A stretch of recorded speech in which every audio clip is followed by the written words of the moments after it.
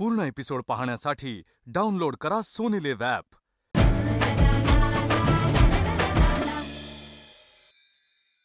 नमस्कार, मी मधुरा।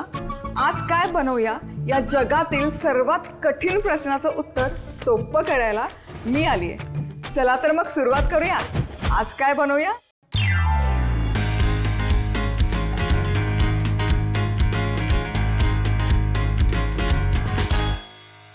आता कुकरमध्ये इन्स्टंट सांबार बनवतो, त्यामुळे अर्धा कप तूर डाळ, अगदी 2 चमचे मूग डाळ।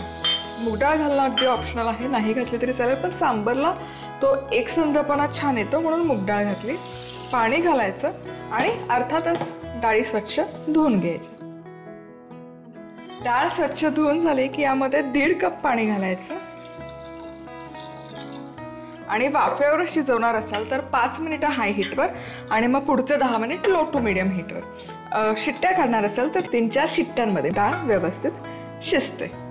चिंच गुळ लागतो सांबारसाठी, सो इथे अगदी एक छोटूसं बुटुक चिंचेचं आहे।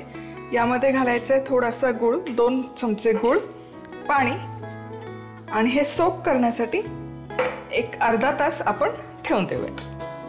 आता इडली तयार करूयात। इडली बनवण्यासाठी घ्यायचं आहे 1 कप पोहे।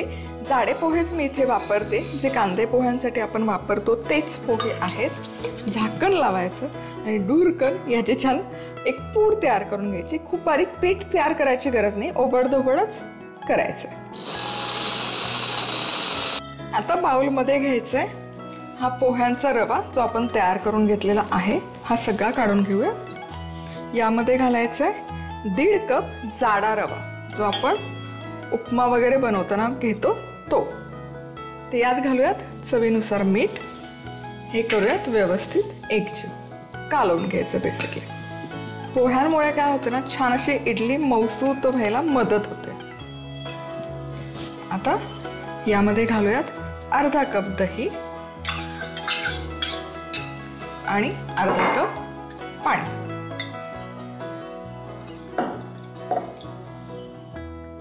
हे व्यवस्थित एकजीव करूयात। चला, इथे आणखी एक पाव कप पाण्याचा वापर मी करणार आहे, कन्सिस्टन्सी ॲडजस्ट करण्या इतपत। सो दह्यामध्ये किती मॉइश्चर आहे त्या प्रमाणात थोडंफार पाणी इकडे तिकडे होईल। सो खूप पातळसर हे बॅटर अजिबात करायचं नाही आहे। पातळ केलं तर इडली हवी तशी फुलत नाही, फुगत नाही, पसरते, चपटी होते। त्यामुळे हे असं थोडंसं दाटसरच ठेवायचं।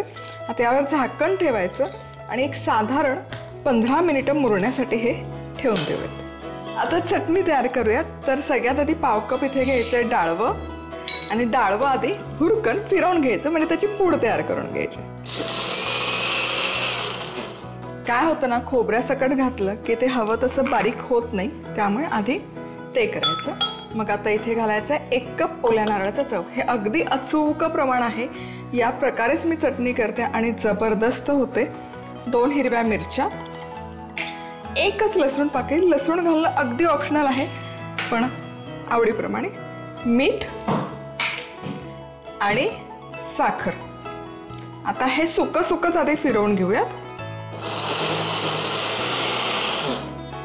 आणि यामध्ये आता पुरेसं पाणी घालूयात आणि छान सरसरीत अशी चटणी तयार करूयात। तुम्हाला हवं तर कोथिंबीर घालू शकता, पण शक्यतो तुम्ही उडपी हॉटेलमध्ये जर तुम्ही चटणी खाल्ली तर तिथे ती लोक कधीच कोथिंबीर वगैरे घालत नाही, अशीच पांढरी शुभ्र ती चटणी असते।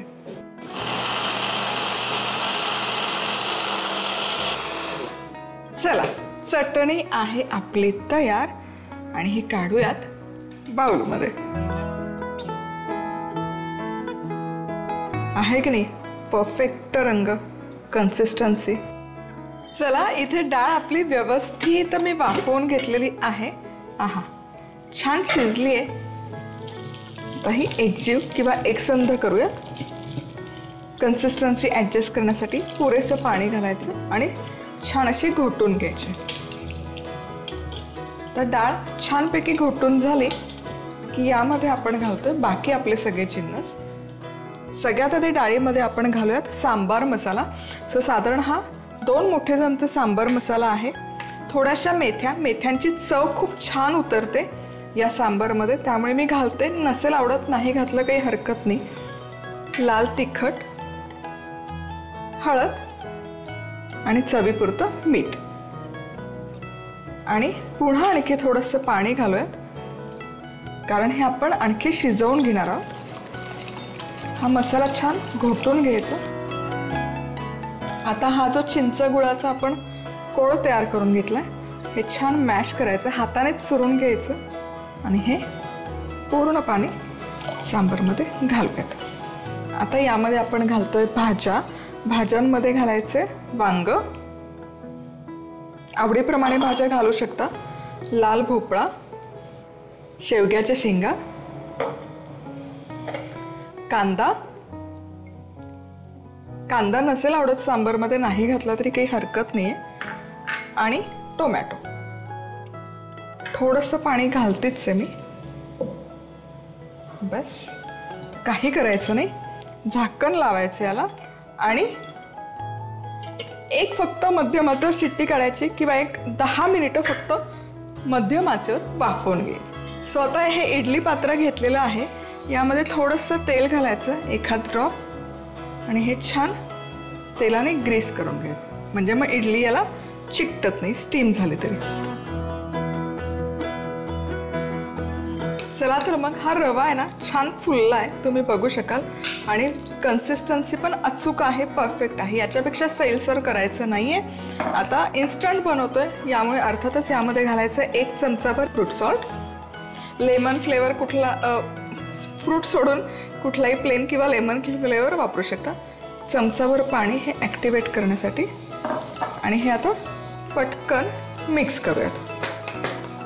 आता फार वेळ घालवायचा नाही, की पुढची प्रोसेस आहे ना फटाफट फटाफट फटाफट करून घ्यायची.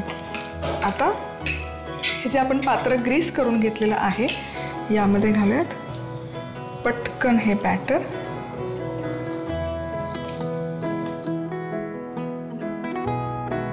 एकदा हे टॅप करूयात. टॅप केल्याने काय होतं ना, हे बॅटर छान एकसारखं स्प्रेड होतं. आता इडली पात्रात पाणी असं मस्त दणकन उकळून घ्यायचं, ही अत्यंत गरजेची स्टेप आहे. आणि मगच याच्यात हा इडलीचा मोल्ड किंवा साचा घालायचा. काय होतं ना, इडली फर्मेंट केलेली असू दे किंवा इन्स्टंट केलेली असू दे, यामध्ये असतो कार्बन डायऑक्साईड वायू, हा रिलीज होतो. जर पाण्याची वाफ म्हणजे उष्णता तनातन त्याला लागली ना, तर तो जो वायू आहे तो प्रसरण पावतो, त्याच्याभोवती छान एक जाळी तयार होते आणि इडली छान फुलते किंवा फुगते, चामट नाही होत. पण पाणी गरम नसेल, तापलेलं नसेल, जसजशी इडली शिजेल तसतसं पाणी जर तुमचं तापत असेल तर तो वायू रिलीज होतो, त्याला हवे तितकी उष्णता नाही मिळत आणि मग इडली बसते, फुगत नाही. सो उकळत्या पाण्यातच इडलीचा मोल्ड ठेवणं गरजेचं आहे. आणि जेमतेम एक 7 ते 8 मिनिटं स्टीम करा. खूप जास्त वेळ जरी स्टीम केली तरी ती इडली चिवट होते किंवा कडक होते. त्यामुळे 7 ते 8 मिनिट, फार फार तर 10 मिनिट त्याच्यावर इडली अजिबात वाफवू नका. आता तडका देऊयात. आणि हा तडका थोडा जास्त बनवणार आहे, कारण यातला अर्धा तडका चटणीला आणि अर्धा तडका आपण सांबरमध्ये वापरणार आहोत. तर तेल गरम केलंय, यामध्ये सगळ्यात आधी अर्थातच मोहरी मस्त तडतडली की मग पुढची स्टेप. मोहरी छान फुलायला सुरुवात झाली की यामध्ये घालायचं आहे जिरं, हिंग. तर गॅस करते बंद आणि यामध्ये घालूयात उडदाची डाळ. उडदाची डाळ घालणं ऑप्शनल आहे, पण ती खरपूस अशी तळलेली डाळ खूप सुंदर लागते. आणि खूप सारा कढीपत्ता आणि सुक्या लाल मिरच्या. चला, हा तडका आपला आहे तयार. आता सगळ्यात आधी तडका घालूयात या मस्त अशा चटणीवर. करूयात मिक्स. तुम्ही बघू शकाल चटणी काय सुंदर दिसते, छान अशी कन्सिस्टन्सी आलेली आहे, रंग परफेक्ट आलेला आहे. आणि डाळवं जे आपण वापरतो त्यामुळे छान अशी एकसंध व्हायला मदत होते, म्हणजे पाणी इकडे चटणी तिकडे असं अजिबात होत नाही.